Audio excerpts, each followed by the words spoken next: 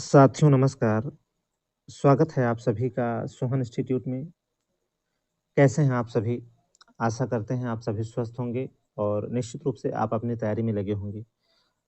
जैसा आप सभी जानते हैं कि इस चैनल पर आपको सिर्फ़ सुपर टेट और यूपी टेट के ही जो है प्रैक्टिस सेट आपको प्रोवाइड कराए जा रहे हैं और इसी क्रम में हिंदी की महत्वपूर्ण प्रैक्टिस को लेकर उपस्थित हैं। क्लास को शुरू करें इससे पहले आप लोग एक बार क्लास को शेयर कर देंगे आप अपने मित्रों में। आइए, आज की क्लास को शुरू करेंगे।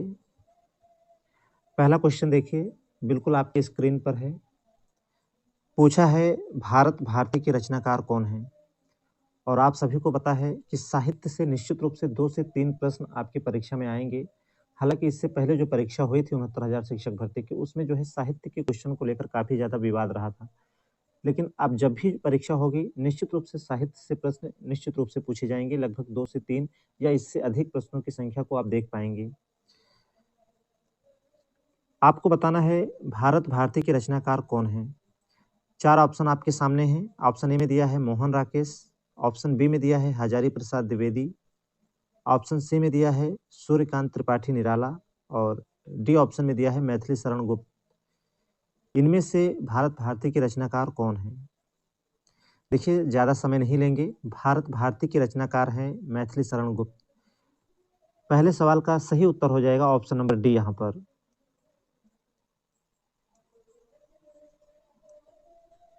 आइए दूसरे क्वेश्चन पर आगे बढ़ेंगे।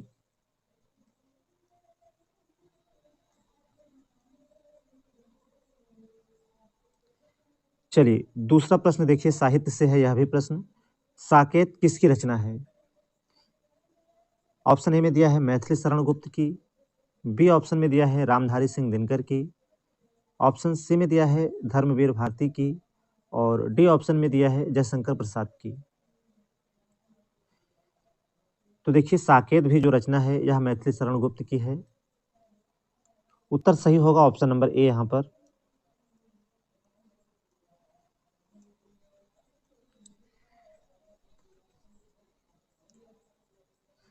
नेक्स्ट क्वेश्चन पर आ जाते हैं।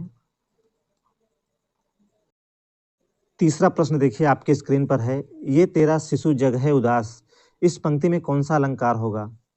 ऑप्शन ए कह रहा है यमक अलंकार, बी ऑप्शन में दिया है रूपक, ऑप्शन सी में दिया है उत्प्रेक्षा और डी में दिया है अन्योक्ति।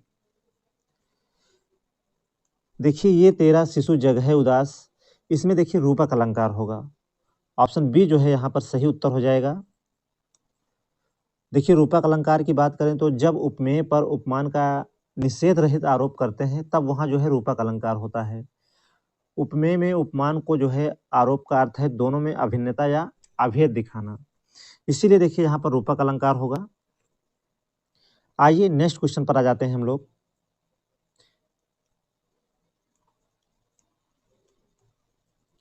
चलिए यह भी प्रश्न देखिए अलंकार से है और अलंकार से निश्चित रूप से आपकी परीक्षा में 1 से 2 प्रश्न निश्चित रूप से ही पूछेगा। आपको बताना है सुगम मौन सर सिरुह लोचन, इस पंक्ति में जो है कौन सा अलंकार होगा? ऑप्शन ए में दिया है अनुप्रास अलंकार, बी में दिया है उपमा अलंकार, सी में दिया है उत्प्रेक्षा और डी में दिया है यमक। उत्तर आप लोग करते चलेंगे।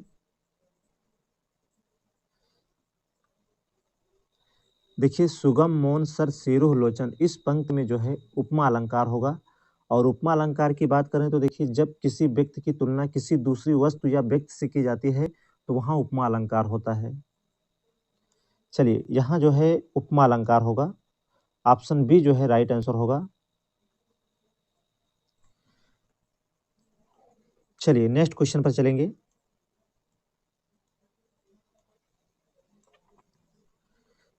चलिए एक और प्रश्न जो कि अलंकार से ही है।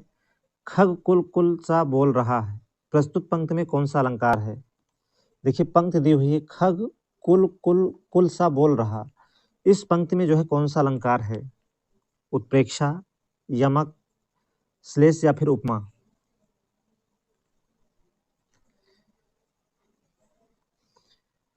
तो देखिए यहाँ पर जो है यमक अलंकार होगा। राइट आंसर हो जाएगा ऑप्शन नंबर बी। यहाँ पर आपको पता है कि जब एक ही शब्द कई बार आए किंतु उसका अर्थ भिन्न हो तो वहाँ देखिए यमक अलंकार होता है। जैसे देखिए कुल कुल जो है यहाँ पर रिपीट हुआ है लेकिन इसका जो है अर्थ अलग अलग है। उत्तर आपका सही होगा ऑप्शन नंबर बी यहाँ पर।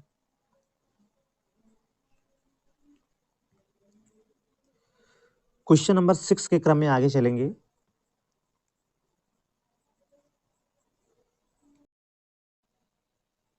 खड़ी बोली का प्रयोग सबसे पहले किस पुस्तक में हुआ है? महत्वपूर्ण प्रश्न है।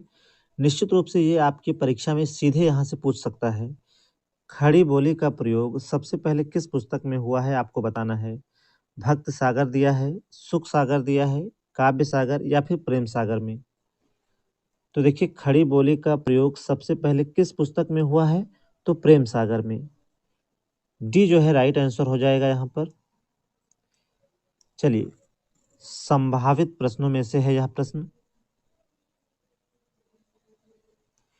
क्वेश्चन नंबर 7 देखेंगे। हिंदी साहित्य के आदिकाल का अभिनव जयदेव किसे कहा जाता है? हिंदी साहित्य के आदिकाल का अभिनव जयदेव किसे कहा जाता है?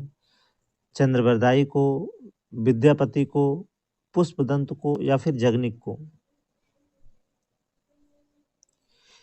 देखिए हिंदी साहित्य के आदिकाल का अभिनव जयदेव कहा जाता है विद्यापति को। इन्हें देखिए खेलन कवि, झूलन कवि, इन नामों से जानते हैं किसको? विद्यापति को। ऑप्शन बी जो है राइट आंसर होगा यहाँ पर। क्वेश्चन नंबर 8 के क्रम में आगे चलेंगे।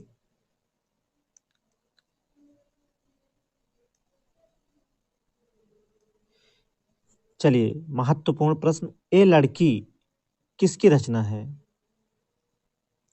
आपको बताना है ए लड़की किसकी रचना है।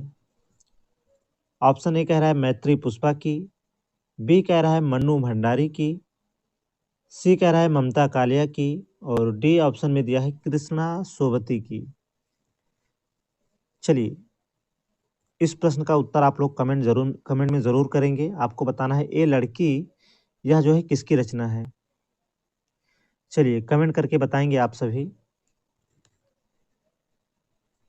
देखिए ए लड़की यह रचना है कृष्णा सोबती की।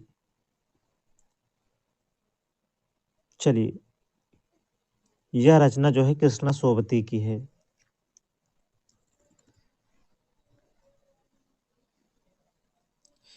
आगे चलेंगे।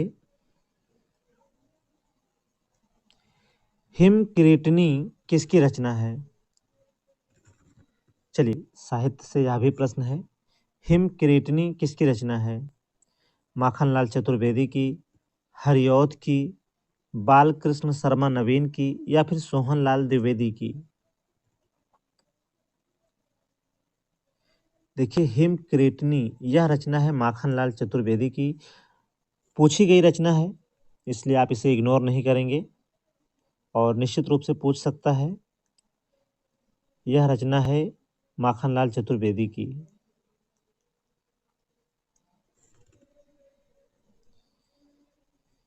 आइए क्वेश्चन नंबर 10 पर आ जाते हैं। आत्रेय में प्रत्यय कौन सा है? आत्रेय में प्रत्यय कौन सा है? अय है, ई है, ई है या फिर ए है? देखिए आत्रेय में जो प्रत्यय है वह है ऑप्शन नंबर डी, ए प्रत्यय है इसमें। चौथा विकल्प जो है सही होगा।